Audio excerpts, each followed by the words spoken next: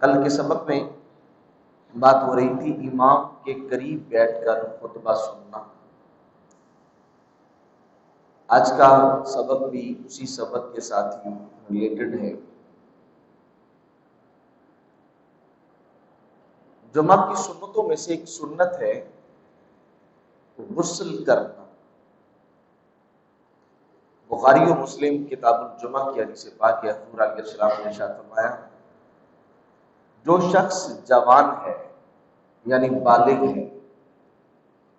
اس پہ لازم ہے کہ وہ جمعے والے دن نماز جمعہ کے لیے غسل کرے۔ نماز جمعہ کے دن غسل کیوں کرنا؟ اس لیے کہ جب بچہ نابالغ ہوتا ہے تو اس کے پسینے سے اس قدر سمیل نہیں ہوتی، لیکن جب وہ سن بلوغت کو پہنچ جاتا ہے تو عام طور پہ وہ کام کاج کرنے لگتا ہے،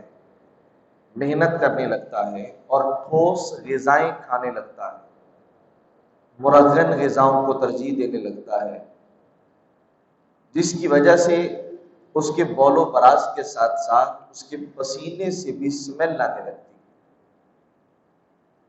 جس کی وجہ سے نبی پاک علیہ السلام نے حکم ارشاد فرمایا کہ جمعہ والے دن جو شخص نماز جمعہ کے لیے آئے اس کو چاہیے کہ وہ جمعہ کی طرف آنے سے پہلے غسل کر لیں۔ فقہاء نے اس کی وجہ یہ بھی بیان کی ہے کہ چونکہ نبی پاک علیہ السلام کے ظاہری زمانہ پاک کے اندر مسجد نبوی شریف کچی تھی، اس کی چھت خوشوں کی تھی، کھجور کے پتے ڈالے گئے تھے، فرش بالکل کچا تھا اور مسجد چھوٹی تھی، صحابہ پاک کا ہجوم زیادہ ہوتا تھا، اور پھر آپ جانتے ہیں عرب کا صحرائی علاقہ ہے، گرمی کی بہت زیادہ شدت ہوتی ہے اور لوگ محنت کرنے والے تھے، کام کاج کرنے والے تھے، مزدوریاں کرنے والے تھے، تو جب وہ اسی لباس کے ساتھ اور بغیر غسل کے جمع ہوتے تو مسجد کے اندر تعفن کی فضا قائم ہو جاتی، وہ پسینے کی سمیل آنے لگتی، دوسرے لوگ ایک دوسرے سے وہ دوری چاہنے لگے، تو نبی پاک علیہ السلام نے ان کے درمیان میں قرابت پیدا کرتے ہوئے ارشاد فرمایا کہ جمعہ والے دن تم غسل کر کے مسجد کی طرف آیا کرو۔ جو ہمارا مستقل سبق چل رہا ہے 2 گنا اجر والے اعمال، تو نبی پاک علیہ السلام نے یہاں نماز جمعہ والے دن جمعہ کے لیے آتے وقت غسل کرنے کی ترغیب دلاتے ہوئے ارشاد فرمایا کہ کیا تم اس بات سے بھی عاجز آ گئے ہو کہ تم شب جمعہ یعنی جمعہ اور جمعرات کی درمیانی رات تم اپنی بیوی سے جمع کرو اور پھر تم خود بھی غسل کرو اور اپنی بیوی کو بھی غسل کرواؤ۔ نبی پاک علیہ السلام ارشاد فرماتے ہیں جو شخص جمعہ والے دن خود بھی غسل کرے اور اپنی بیوی کو بھی غسل کروائے، اللہ تعالیٰ ایسے غسل کرنے والے مرد کو 2 اجر عطا فرمائے۔ شعب الایمان کے اس حدیث پاک میں نبی پاک علیہ السلام نے اس بات کی وضاحت فرمائی، فرمایا ایک اس کا خود غسل کرنا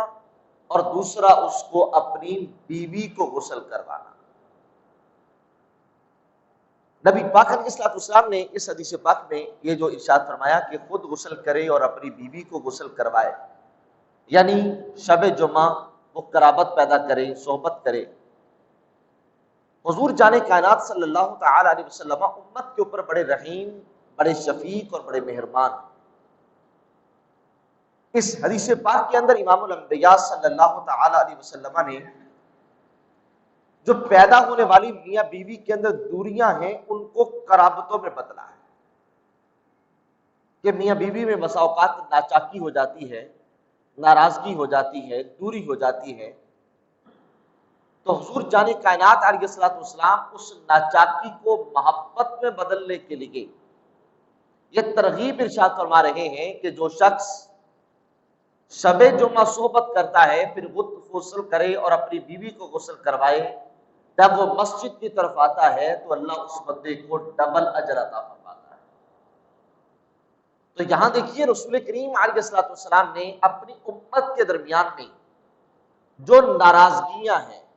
جو نفرتیں ہیں، ان کو محبتوں اور قرابتوں میں بدلنے کی کس قدر حسین ترکیب ارشاد فرمائی ہے۔ اور دوسری ایک وجہ کہ نوجوان شادیوں میں تاخیر کرتے ہیں، حالانکہ حضور علیہ الصلوۃ والسلام نے ارشاد فرمایا کہ جوانی کا حق ہے کہ سب سے پہلے جلد شادی کی جائے، اس کے اندر تاخیر نہ کی جائے۔ اور حضور علیہ الصلوۃ والسلام ارشاد فرماتے ہیں کل جب بروز قیامت یعنی میدان محشر لگے گا تو اللہ تعالیٰ اس دن آغاز دے گا اپنی رحمت کے ساتھ، ایھا الشاب، اے جوانوں۔ تو ظاہر بات ہے وہاں پر سارے لوگ ہی جوان ہوں گے تو سارے لوگ ہی سر اٹھائیں گے، تو خالق کائنات ارشاد فرمائے گا آج سارے لوگوں کو میرا خطاب نہیں ہے بلکہ کچھ خاص لوگوں سے میرا خطاب ہے۔ وہ کون کون سے؟ فرمایا المؤمن بقدری، القانع برزقی، التارک لشہوتہ من اجلی۔ فرمایا آج مجھے وہ جوان چاہیے کہ جن کا تقدیر کے اوپر پکا ایمان تھا، اور جتنا ہم نے رزق عطا کر دیا تھا وہ حرام ملا کے اپنے رزق کو بڑھانا نہیں چاہتے تھے، بلکہ وہ حلال اگرچہ تھوڑا ہو وہ اس کے اوپر قناعت کرنے والے تھے۔ اور کہا التارک لشہوتہ من اجلی، اور پھر وہ اپنی جوانی کی جو خواہشات ہیں ان کو ناجائز طریقے پر استعمال کرنے کے بجائے وہ جائز کا سہارا لیتے اور ناجائز کو صرف یہ سمجھ کے چھوڑ دیتے ہیں کہ کل ہمیں خدا سے ملاقات کرنا۔ تو خالق کی کائنات ارشاد فرما رہا ہے کہ جو لوگ ان صفات کے حامل ہیں، جب وہ لوگ مخاطب ہوں گے خالق کی کائنات کے سامنے آئیں گے، اللہ وعدہ لا شریک فرمائے گا انت عندی کبعد ملائکتی، اگر تو دنیا میں میری تقدیر پر ایمان رکھتا رہا اور اگر میرے دیے ہوئے رزق پہ قناعت کرتا رہا اور اپنی شہوت کو جائز طریقے سے استعمال کرتا رہا، تو کہا آج تیرے لیے اعزاز یہ ہے کہ آج اللہ تعالیٰ تجھے اپنے مقرب فرشتوں کے برابر اجر عطا کر رہا۔ تو حضور علیہ الصلوۃ والسلام نے اس حدیث پاک میں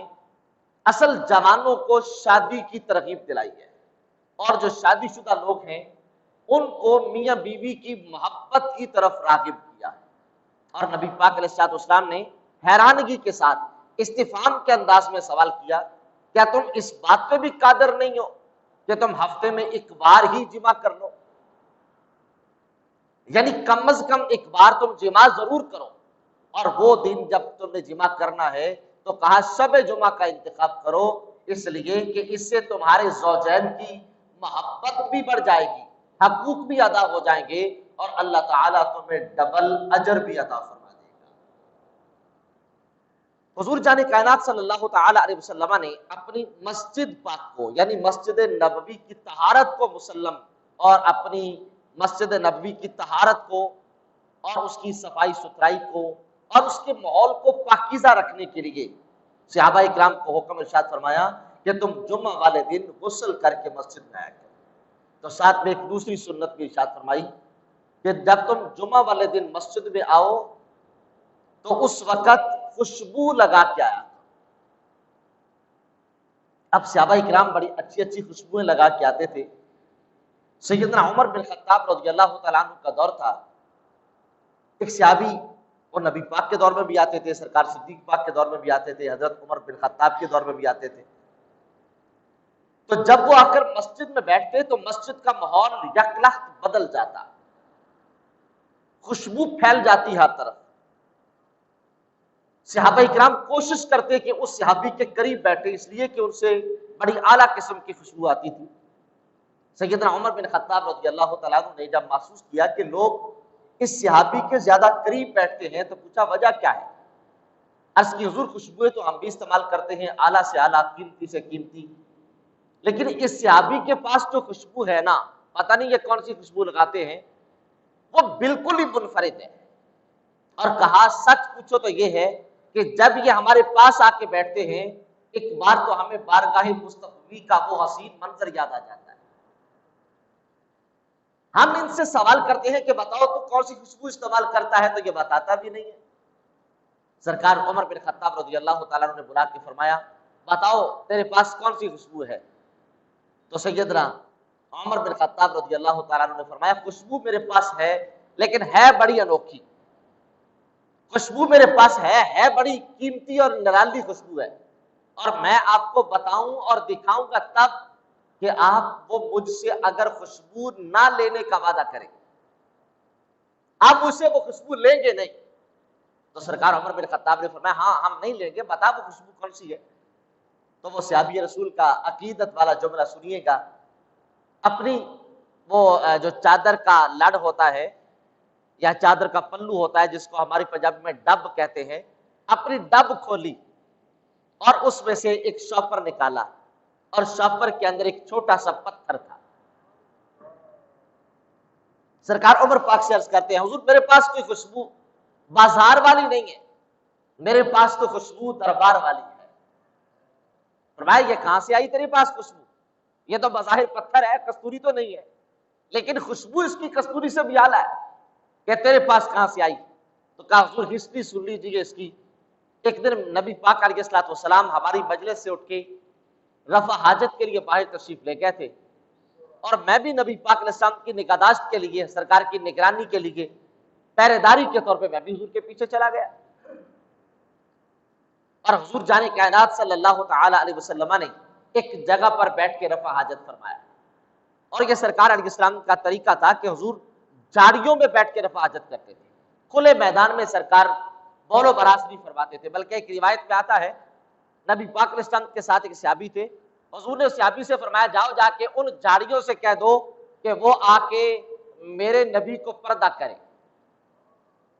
صحابی کہتے ہیں میں گیا، میں نے جا کے ان جھاڑیوں سے کہا تمہیں اللہ کے نبی فرماتے ہیں آ کے پردہ کرو. تو صحابی کہتے ہیں میں ادھر ہی کھڑا تھا، وہ جھاڑیاں اپنی جڑوں کو زمین کے اوپر یوں گھسیٹتی ہوئی امام الانبیاء کی بارگاہ میں پہنچ گئی. سرکار کے ارد گرد اس نے حالہ کر لیا، پردہ کر لیا. تو وہ صحابی کہتے ہیں نبی پاک علیہ السلام نے وہاں پر بول و براز فرمایا. تو سرکار علیہ السلام دوسرے راستے سے دوبارہ مدینہ منورہ کی طرف یعنی شہر کی جانب بڑھ گئے. یعنی ایک راستے سے آئے دوسرے راستے سے چلے گئے. میرے دل میں یہ اشتیاق پیدا ہوا، میرے دل میں یہ شوق پیدا ہوا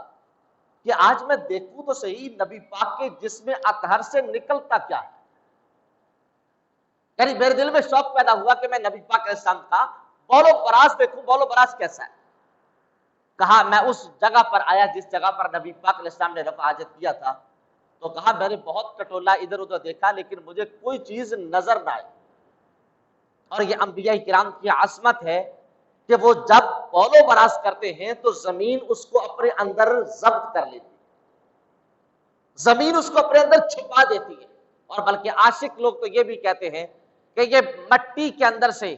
جو پودے پیدا ہوتے ہیں، پودوں پر پھول لگتے ہیں اور پھولے سے جب مہک آتی ہے اس کی وجہ اصل یہی ہے کہ زمین کے اندر انبیاء اکرام کا بول و براز ضبط ہے. جو انبیاء اکرام کا بول و براز زمین نے اپنے اندر محفوظ کر رکھا ہے، یہ اس کی برکت آج پھولوں کی صورت میں ہمارے سامنے آیا ہوتی ہے. اور کہا کہ جب میں نے دیکھا کہ وہاں پر بول و براز کا کوئی علامت نہیں، حالانکہ نبی پاک علیہ السلام نے رفع حاجت کیا ہے، کہا ایک چیز وہاں پر تھی جس نے مجھے یہ بات یقین دلوایا کہ حضور نے رفع حاجت کیا ہے. اور وہ کیا تھا کہ وہاں پر خوشبو ہی خوشبو تھی، خوشبو کے سوا وہاں پر کچھ نہ تھا. اور کہا جب میں نے وہاں پر دیکھا غور سے تو ایک پتھر پڑا تھا، اس پتھر پر نمی کے آثار تھے، یعنی پانی کے آثار تھے جس کو نبی پاک علیہ السلام نے ذوق طہارت کے لیے استعمال کیا تھا. اور کہا جب میں نے اس پتھر کو اٹھایا میں دیکھوں اس پتھر پہ کیا لگا ہے، تو کہا پتھر پر صرف نمی کے آثار تھے لیکن اور پتھر کی خوشبو ایسی تھی کہ جس دن میں نے اٹھایا تھا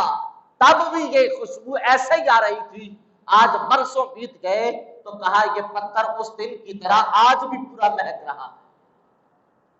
اور کہا بس میں جمعے والے دن کوئی خوشبو تو نہیں لگا سکتا، میں یہ نبی پاک علیہ السلام کا جو مستعمل پتھر ہے نا، میں اس کو اپنی چادر کے پلو میں باندھ کے مسجد میں لے آتا ہوں۔ اور کہا اس کی وجہ یہ ہوتی ہے پھر یہ ساتھ والے لوگ بھی اس خوشبو سے مستفید ہو جاتے ہیں۔ برادر عزیز واقعہ، یہ سارا واقعہ آپ کی سماعتوں کی نظر کرنے کا مطلب کیا کہ نبی پاک علیہ السلام کے صحابہ کرام جمعہ والے دن جب مسجد کی طرف آتے تو وہ غسل کا اہتمام تو کرتے ہی کرتے تھے، وہ اس کے ساتھ ساتھ اعلیٰ خوشبو کا بھی استعمال کرتے تھے۔ اور اسی لیے حضور جان کائنات علیہ السلام نے جمعہ کے دن سنتوں میں سے ایک سنت یہ بھی رکھی ہے کہ مسواک کی جائے، اس لیے کہ جب بندہ مسواک نہیں کرتا تو منہ سے سمیل آتی ہے، اب جب سمیل آتی ہے تو ساتھ والا جو نمازی ہے اس کو تکلیف ہوتی ہے، اور صرف نمازیوں کو تکلیف نہیں ہوتی۔ حضور جان کائنات علیہ السلام ارشاد فرماتے ہیں جب تم سو کے اٹھو تو سب سے پہلے مسواک کیا کرو، اس لیے کہ جب تم بیدار ہو کر نماز پڑھنا شروع کر دیتے ہو تو اللہ کی رحمت کے فرشتے تمہارے ہونٹوں پر اپنے ہونٹ رکھ دیتے ہیں، اور کہا جو قرآن تمہاری زبان سے نکلتا ہے، تمہارے منہ سے نکلتا ہے، کہا وہ فرشتوں کے منہ میں داخل ہو جاتا ہے۔ اگر تمہارے منہ پاکیزہ ہو، اچھی خوشبو آتی ہو تو کہا پھر فرشتے خوش ہوتے ہیں، اور اگر منہوں سے سمیل آتی ہو تو امام الانبیاء فرماتے ہیں اس سے فرشتوں کو تکلیف پہنچتی ہے۔ اور اس لیے حضور علیہ السلام نے یہ بھی ارشاد فرمایا کہ یہ جو نمازی جو صائم ہے یعنی روزہ دار ہے، کہا شام کے وقت اس کے منہ سے جو معدے کی سمیل آتی ہے خالق کائنات کو وہ ساری خوشبوؤں سے زیادہ پسندیدہ ہے۔ لیکن اس کا مطلب بعض دوست یہ سمجھتے ہیں مسواک نہیں کرنی چاہیے، اس لیے کہ یہ خوشبو اللہ کو پسند ہے۔ اب جو اللہ کو خوشبو پسند ہے، خالق کائنات اور نبی پاک علیہ السلام رغبت دلا رہے ہیں، سرکار علیہ السلام ترغیب دلا رہے ہیں، لیکن ساتھ میں نبی پاک علیہ السلام نے کہ سنت بھی بتائی ہے کہ حضور علیہ السلام روزہ رکھ کے مسواک کیا کرتے تھے۔ یاد رکھنا، روزہ رکھ کے بندہ تازہ مسواک کرے یا خشک مسواک کرے، اس سے روزہ نہیں ٹوٹتا۔ ہاں، جو ہم ٹوتھ برش کرتے ہیں